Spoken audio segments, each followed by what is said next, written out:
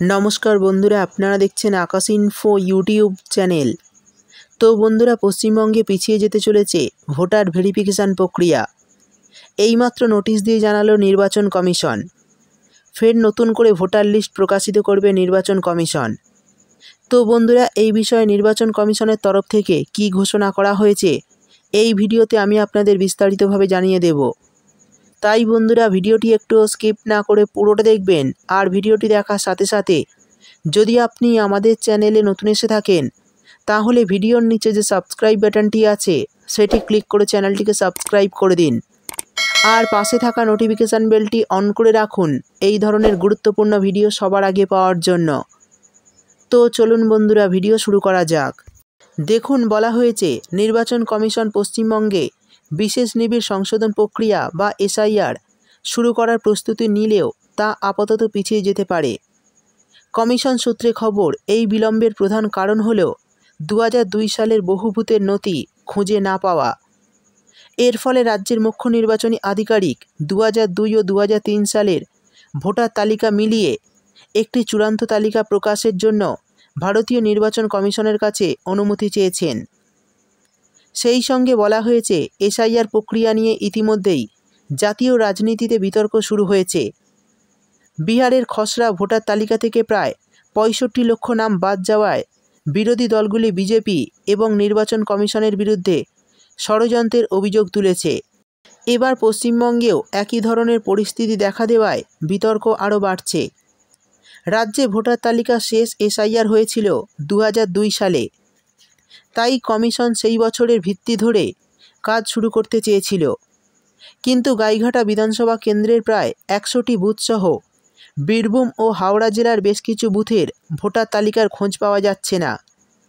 2009 সালে ডিলিমিটেশনের কারণে অনেক বিধানসভা কেন্দ্রের সীমা পুনর্নির্ধারণ হওয়ায় বুথের সংখ্যা বেড়েছিল। বর্তমানে রাজ্যের মুখ্য নির্বাচনী আধিকারিক অফিসার এক কর্মকর্তা বলেন, পরিস্থিতি বিবেচনা করে আমরা 2002 সালের ভোটার তালিকার ভিত্তিতেই তৈরি 2003 সালের তালিকা প্রকাশের অনুমতি চেয়েছি। দুটি তালিকা মিলিয়ে প্রতি জেলার জন্য নতুন ভোটার তালিকা প্রকাশ করা হবে। এই ঘটনায় তৃণমূল এবং সিপিএম উভয়ই কিন্তু কমিশনের বিরুদ্ধে সরব হয়েছে। তৃণমূল সাংসদ ঋতব্রত বন্দ্যোপাধ্যায় বলেন, এসআইআর নামে scientific invisible rigging. Abhishek Bandyopadhyay আগেই বলেছেন নির্বাচন কমিশন বিজেপির হয়ে কাজ করছে। বিহারে কারচুপির পর এবার বাংলায় চেষ্টা করছে। সিপিএম নেতা সুজন চক্রবর্তীও একইভাবে কমিশনকে আক্রমণ করে বলেন, নির্বাচন কমিশন শুরু থেকেই ভুল পথে চলছে। তারা বিজেপির এজেন্ট হিসাবে কাজ করছে। অর্থাৎ বুঝতেই পারলেন বিরোধী দলগুলি কিন্তু নির্বাচন কমিশনের বিরুদ্ধে সরব হচ্ছে।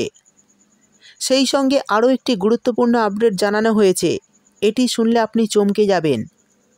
দেখুন বলা হয়েছে বৃহস্পতিবার বিহারের ভোজপুর জেলায় এক বাসিন্দা সোজা হাজির হন রাজ্যের প্রধান নির্বাচনী আধিকারিকের দপ্তরে। জানা যায় কমিশন ভোটার তালিকায় তাকে মৃত বলে দেখানো হয়েছে। সিইওর কাছে উপস্থিত হয়ে ওই ব্যক্তি দাবি করেন যে তিনি এখনও জীবিত। জানা গিয়েছে মিন্টু পাসওয়ান নামে এক ব্যক্তি চলতি সপ্তাহের শুরুতে সুপ্রিম কোর্টের সামনে উপস্থিত ছিলেন। তাকে এদিন সিপিআই অর্থাৎ এমএল লিবারেশনের একটি প্রতিনিধি দল সিইও দপ্তরে নিয়ে গিয়েছিল। সেই সঙ্গে মিন্টু সাংবাদিকদের বলেন, আমি জানি না কর্মকর্তারা আমাকে এক প্রকার ভূত মনে করছেন কি না, তবে সত্যিটি হলো আমি অত্যন্ত বিব্রত হয়েছি জানতে পেরে যে আমাকে সংশোধিত ভোটার তালিকায় মৃত ঘোষিত করা হয়েছে। তিনি অভিযোগ করেন যে কোনো বুথ লেভেল অফিসাররা অর্থাৎ বিএলও তার বাড়িতে আসেনি। অর্থাৎ এই ব্যক্তির বাড়িতে কোনো বিএলও অফিসাররা যাননি। সিপিআই অর্থাৎ এমএলএর লিপিবদ্ধ সম্পাদক কুণাল বলেন, এই ধরনের অমিলেই আমাদের সাধারণ সম্পাদক দীপঙ্কর ভট্টাচার্যের সুপ্রিম কোর্টে এক সংশোধনের বিরোধিতা করার কারণ। মিন্টুকে ফর্ম নম্বর 6 পূরণ করতে বলা হয়েছে। সাধারণত নতুন ভোটারদের নাম তালিকায় তোলার জন্য নিবন্ধনের জন্য এই ফর্মটি ব্যবহার হয়, যদিও তিনি আগেও ভোট দিয়েছেন। অর্থাৎ বুঝতেই পারলেন বিএলও অফিসাররা কিন্তু বিহারে প্রচুর পরিমাণে ভুল করেছে।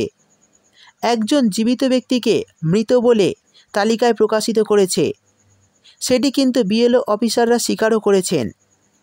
অর্থাৎ পশ্চিমবঙ্গেও যখন ভোটার ভেরিফিকেশান শুরু হবে তখন এত লোকের ভোটার ভেরিফিকেশান খুব কম সময় করা হবে, তাই প্রচুর পরিমাণে ভুল হওয়ার সম্ভাবনা রয়েছে।